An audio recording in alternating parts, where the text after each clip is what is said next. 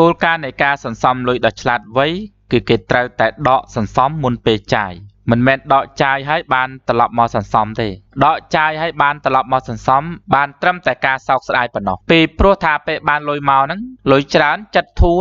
របើកដៃចាយវឹងអារម្មណ៍ជ្រើបជ្រួលទៀតនោះពេលខ្លះចាយដល់ចូ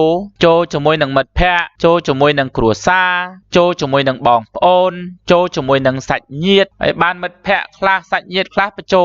លទៅអ្នកដែលមានអារម្មណ៍ជ្រើបជ្រួលហ្នឹងកាន់តែចូលជន់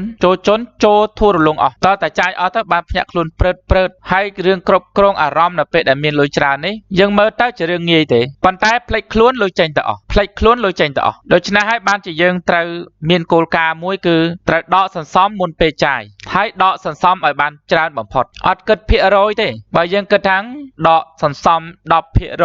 20% ហើយនៅសល់80 90ឬ70% ទៀតចាយអានឹងបានតែចំនួនតិចទេលុយនោះបានតែលុយបានមក50 60ឬក៏$100អីទេចុះបើសិនជាលុយចូលមកម្ដង$10000យើងដកសន្សំតែ10% ឬក៏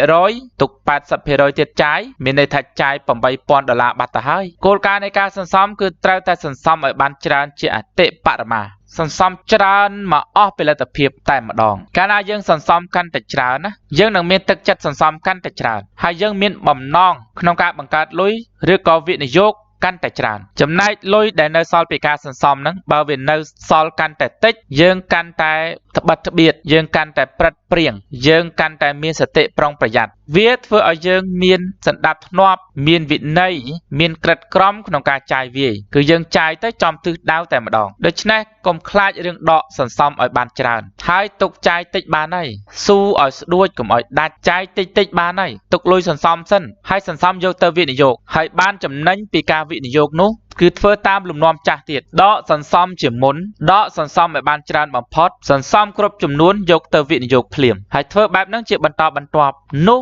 កូនចៅលុយកាក់ហ្នឹងវានឹងកើតឡើងកាន់តែច្រើនយ៉ាងស្ញេះស្ញៅពេញចង្អៀតដល់ឃ្លាំងលុយរបស់យើងទៅទៀត